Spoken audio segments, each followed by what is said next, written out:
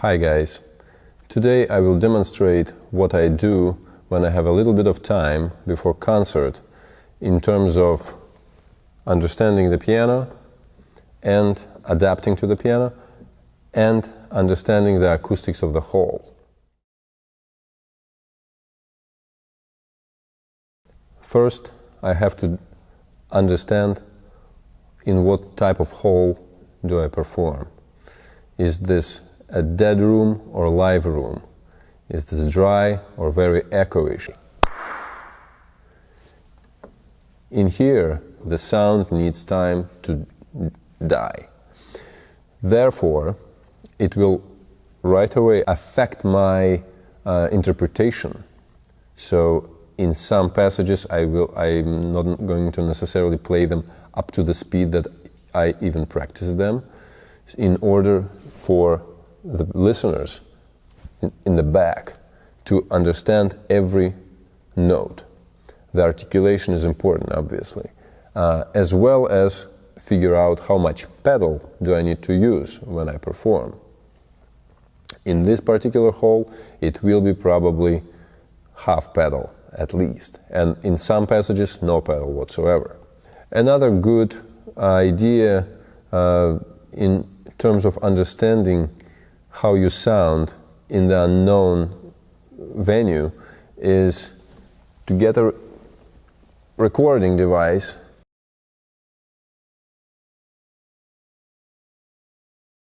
and see how mushy or not your passages are, what's the approach for the pedal, and so on and so forth, and how much space you need to have between forte places and subito piano places. That is important. Otherwise, it will sound like big mess.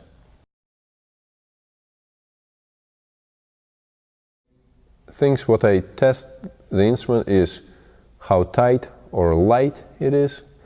I have to make sure that all keys work and all the hammers work.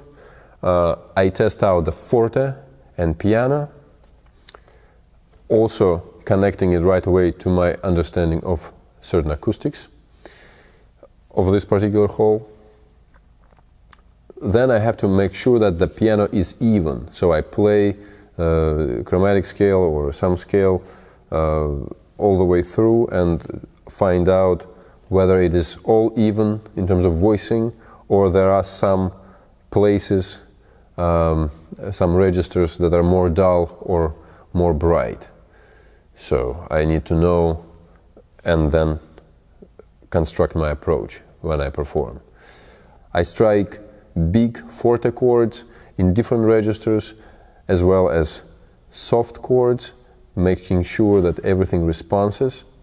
I also test whether anything buzzes in the piano. Some piano buzzes, whether it's the lid or some kind of strings or anything like that, or sometimes it's even pedals or whatever. You have no idea what can get triggered.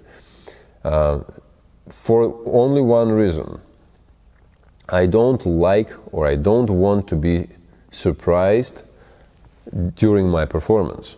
So that is not a good idea, and therefore I just really need to know in advance. And of course, at maximum we'll try to adapt and or even eliminate that problem. Another important aspect is the repetition. Of course, every concert grand has double repetitions, and so for that reason, right, so that I need to know how easy it is or how maybe difficult it is to perform fast repetitions. Therefore, I pick any key, and then I'm releasing it only halfway through, and it has to play. If it doesn't play, this one plays, so no problem. But if it doesn't play, I will have to adjust my speed or tempo, velocity of those repetitions, because they have to be heard, right?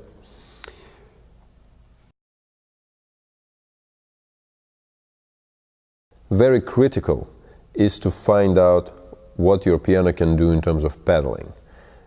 With the concert grants today, it's mostly you have 3 pedals, and I test each of them separately and then some of them together.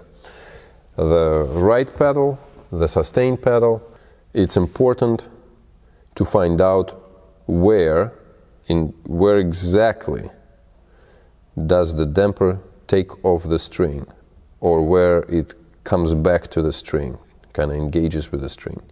So for that reason, I just take any note and then start slowly pushing the pedal right there. And I'm not even quarter down. Look, that's all the way through.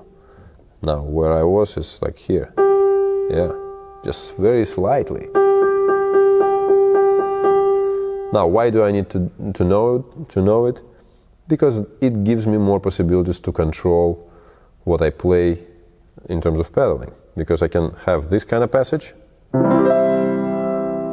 I can have it even on the almost just a little bit. And then more.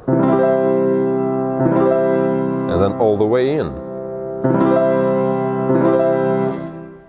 There are so many different ways you can use the pedal, and that's exactly why you need to test it.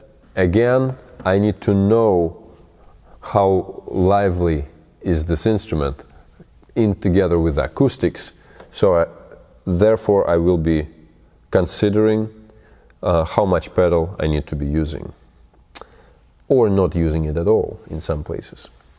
With sostenuto pedal, you have to make sure first of all that it works. You strike a chord, you take sostenuto pedal, it works. Yeah, it works. Okay? Another way is you press the chord, then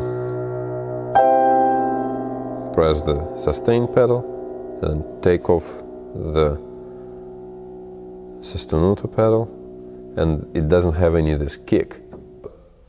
Pressing sostenuto pedal, then sustained, releasing sostenuto pedal, and usually the piano does this kind of sound, which is, well, to my ear, it's definitely a bother. So I usually ask a tuner to fix this problem. Plus, it's an easy thing to fix. Then we go with the left pedal. Here's what I will say is that I'm not this big of a fan to use the left pedal unless I have a specific place in specific pieces that I want to sound very different in terms of colors. I do not use left pedal for playing very soft. I can do it with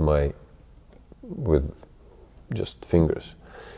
And here's an advice to all collaborative pianists or chamber musicians: when you play and you feel like, oh, you're too loud, you right away push the left pedal. Trust me, it's the last thing you want to do. Yes, of course, it sometimes helps, obviously, but one needs to learn how to play very soft, very delicate, and voice it right way without using the left pedal, the soft pedal. In conclusion, I will have to say that it's not the routine that I do every time. Some of it I don't have to do it because it depends on how much time I've got. If it's very, like I have 5 minutes, then probably the most what I will check is acoustics and the pedaling. That's what I will check. The rest is like, well, you know, how Richter once said, you have to believe in piano just like St. Peter. If you don't believe, you sink. You don't walk on the surface of water, you sink. And he's right about that. But he lived in different time with different pianos and with different tuners too. Well, I hope you liked this video. Please hit the subscribe button. Ask me any questions in the comments and I will gladly answer. Okay, ciao.